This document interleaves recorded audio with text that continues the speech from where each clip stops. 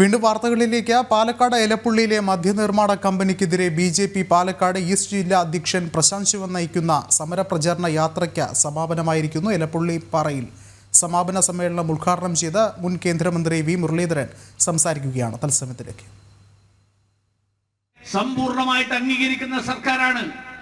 അതുകൊണ്ടാണ് പ്രധാനമന്ത്രി പറഞ്ഞത്, കോവിഡിന്റെ കാലത്ത് ഈ രാജ്യത്തെ ആരോഗ്യ പ്രവർത്തകർ നടത്തുന്ന സ്തുത്യർഹമായിട്ടുള്ള സേവനം, ആ സേവനത്തിന്റെ ഫലമായിട്ടാണ് നമുക്ക് കോവിഡിനെ പ്രതിരോധിക്കാൻ സാധിച്ചത്.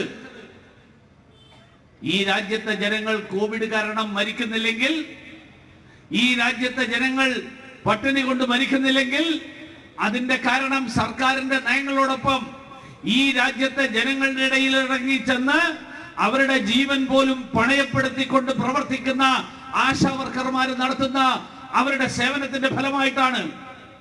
അതുകൊണ്ടാണ് ഒന്നാം നരേന്ദ്രമോദി സർക്കാർ ആശാ വർക്കർമാർക്ക് അതുവരെ കോൺഗ്രസിന്റെ സർക്കാരിന്റെ കാലത്ത് നൽകിയിരുന്ന ഇൻസെന്റീവ് നേരെ ഇരട്ടിയാക്കി.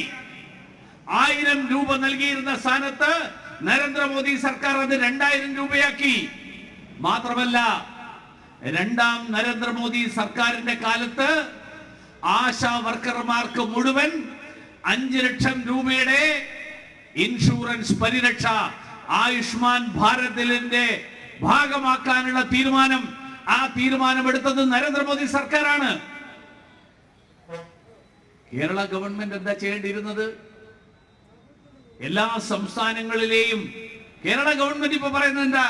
കേരള ഗവൺമെന്റ് പറയുന്നത് കേന്ദ്രം തന്നില്ല, അതുകൊണ്ട് നിങ്ങൾക്ക് തരേണ്ടത് നിങ്ങൾക്ക് തരാൻ പറ്റുന്നില്ല, നിങ്ങളുടെ കൂടെ സമരം ചെയ്യാൻ ഞങ്ങളും കൂടി വരാം.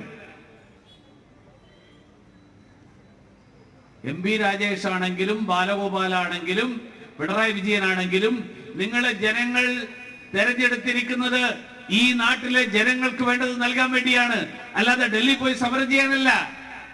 ഡൽഹിയിൽ നരേന്ദ്രമോദി നിങ്ങൾ സമരം ചെയ്യാതെ തന്നെ 3 ലക്ഷം കോടിയുടെ പദ്ധതികൾ പ്രഖ്യാപിച്ചു. നിങ്ങൾ സമരം ചെയ്യാതെ തന്നെ. വി മുരളീധരനാണ് സംസാരിക്കുന്നത്. തത്സമയമാണ് പ്രേക്ഷകർ കണ്ടത്.